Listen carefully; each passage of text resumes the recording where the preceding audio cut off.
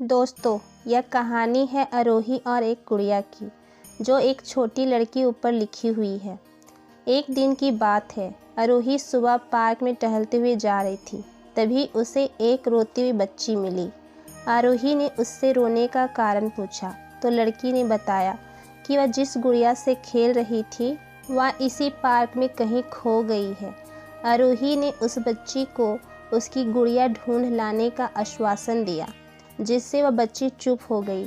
आरोही ने गुड़िया ढूंढने के लिए समय मांगी और फिर दूसरे दिन गुड़िया लाने का वादा करके वहां से चली गई। पर गुड़िया ना तो आरोही को मिली और ना ही उस बच्ची को। आरोही ने गुड़िया की तरफ से एक काल्पनिक पत्र उस बच्ची को लिखी और जब वह बच्ची पार्क में गुड़िया पाने की आशा में आई तो आरोही ने वह पत्र उस बच्ची को पढ़कर सुनाया। पत्र इस प्रकार था: कृपया रोना मत, मैं समय समय पर उस गुड़िया के बारे में तुम्हें लिखती रहूँगी, बस तुम रोना मत। अब आरोही रोज़ उस खोई हुई गुड़िया की तरफ से काल्पनिक पत्र लिखने लगी और लगभग रोज़ ही उस बच्ची को पढ़ कर सुनाती, जो कि यात्रा का काल्पनिक वर्णन हुआ करता था। आरोही ने इस काल्पनिक लेकिन रोचक वर्णन ने उस बच्ची को रोने नहीं दिया। वह खुशी खुशी अपनी गुड़िया की घुमक्कड़ी के किस्से सुनने लगी। अब वह खुश रहने लगी। एक दिन जब काफ़ी कहानियाँ हो गई तो आरोही ने एक दूसरी गुड़िया उस बच्ची को लाकर दी। जाहिर है वह गुड़िया बदली हुई थी। उस बच्ची को अपनी खोई हुई पुरानी गुड़िया जैसी नई लगी तो वह आरोही की ओर देखने लगी। आरोही अनजान बनते हुए गुड़िया में चिपकी एक चिट को निकाल कर पढ़ने लगी।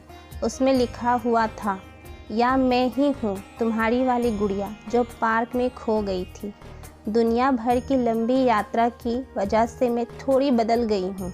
बच्ची को इस गुड़िया और आरोही पर विश्वास हो गया। वह गुड़िया लेकर घर चली गई।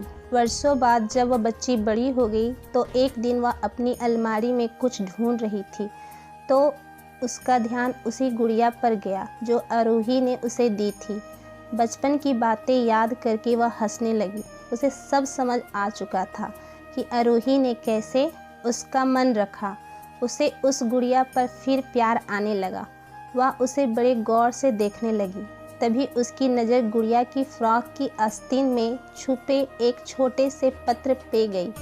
उसने बड़ी व्याकुलता से वह पत्र निकाला और पढ़ने लगी। पत्र में संक्षेप में यह लिखा हुआ था: हर वह चीज़ जिससे तुम प्यार करती हो कभी न कभी तुमसे खो जाएगी और जो तुम्हारे पास होगी वही तुम्हारे लिए सच्चे रूप में बनी होगी।